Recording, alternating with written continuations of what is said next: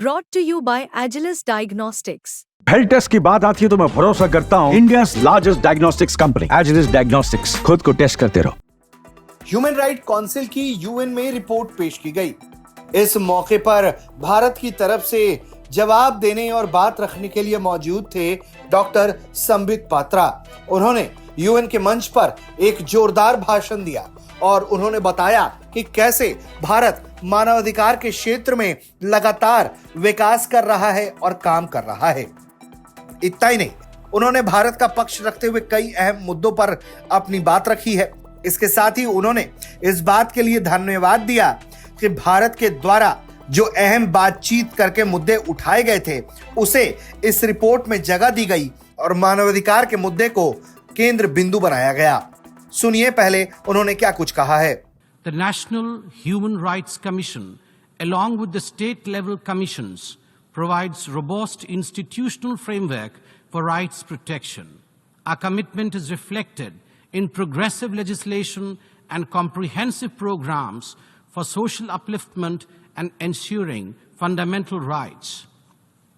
As we conclude our 2 consecutive terms in the Council in 2024, we remain steadfast in our commitment to the protection and promotion of human rights, guided by the principles enshrined in the UNGA Resolution 60/251 and the Institutional Building Package.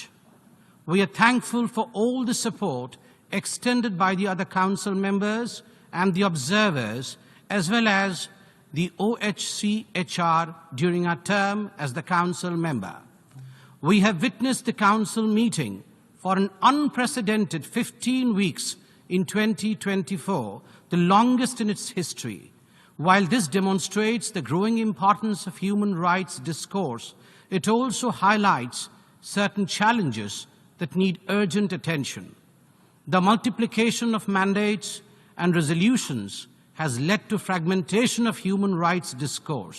इस दौरान doctor Sambit Patra ने मानवाधिकार की बात करते हुए ये कहा कि ये भारत की परंपरा और संस्कृति का हिस्सा रहा है।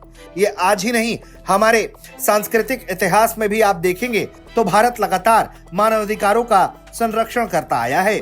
उन्होंने मानवाधिकार के लिए और जिस तरह से आजादी की लड़ाई में महात्मा गांधी ने भूमिका निभाई, उसको लेकर भी उन्होंने ये बताया कि कैसे भारत ने अहिंसा के रास्ते से एक बड़ी कामयाबी हासिल की है। यकीनन अंतर्राष्ट्रीय मंचों पर भारत का इस तरह से मान बढ़ना और भारत के पक्षों को दमदार तरीके से रखना लगातार भारत की बदलती छवि को साफ साफ दर्शाता है। ब्यूरो रिपोर्ट, भारत तक।